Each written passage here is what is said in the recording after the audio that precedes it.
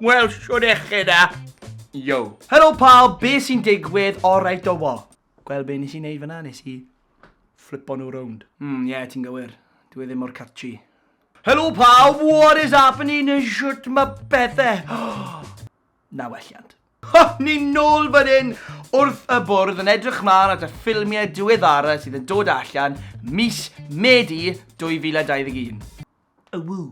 Ond cyn i ni mynd ymellach, cofiwch i tanysgrifio i PopT, rhoi thumbs up ar y fideo yma a gwasgu'r bell bach na lawr fyna. Diolch yn fawr a thank you. Nawr fi wedi wneud llwyth o fideos fel hyn yn y gorffennol. Chymo, wneud adolygiad fach o ffilm, roi'n ddewisiadau i chi. A fi yn cymryd y swydd, nag y dyletswydd yma. Yn ddifrifol iawn. Mae pobl yn dechrau galw fi y top critic ochr yma mynydd Rigos. A codi'ch popcorn, tocyn a'ch dion. Mwynhewch y ffilm.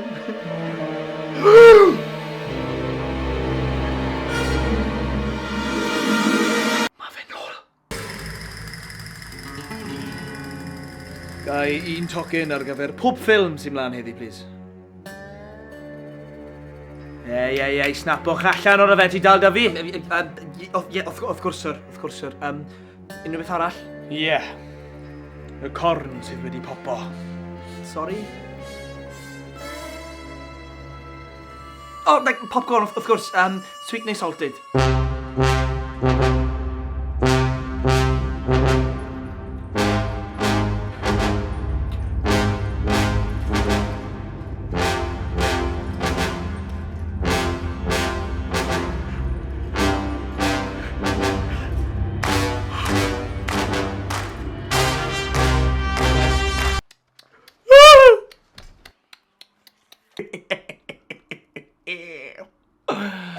Right, so ymlaen i'r ddewis cyntaf. So, mae'r Marvel train just byth yn stopper. Hoot, full steam ahead. A'r stop nesa ar y tren, Shang-Chi, the legend of the 10 rings. Ac allai cyfaddau fi yn joio bach o Marvel. A falle bod chi'n feddwl bod fi bach yn one-sided. A falle bod chi'n iawn, alright? Ond gweud hynny, fi byth wedi clywed am y cymeriadau yma, na clywed y stori, felly ddim syniad y fi sut mae hyn yn mynd i fod. Ond wrth i fi darllen mwy am y stori a'r cymeriadau yma, mae'n neud i fi'n teimlo'n cyffroes iawn. Felly, dyma bach o be i ddisgwyl. Mae Shang-Chi yn master o Kung Fu. Master? Fi ddim yn para 20 eiliad y fi.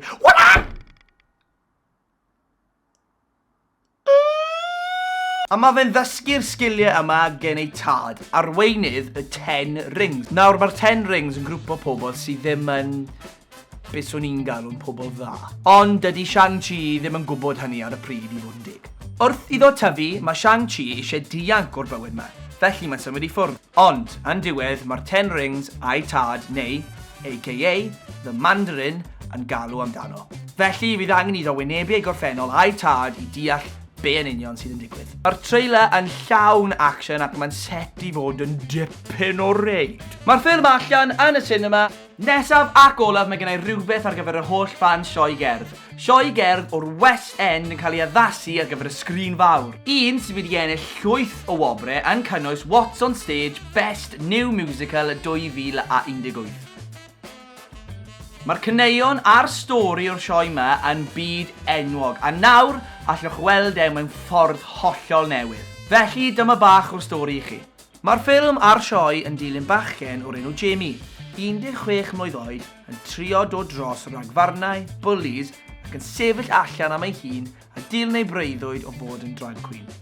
Stori llawn cariad, hiwmor, tristwch, ond yn fwy pwysig yn ddangos i pobl ifanc, mae'n bwysig i bawb bod y brod o pwy ydyn nhw. Max Howard sydd yn actio Jamie, ond mae'r ffilm yn syrenu actorion enwog eraill, fel Sarah Lancashire a Richard E. Grant. Fi erioed i gweld y sioe, ond fi wedi clywed llwyth amdano fe, a fi methu aros i weld e. Mae'r ffilm yn Amazon Original Film, felly allwch weld e ar Amazon Video ar yr ail ar 15 o Medi.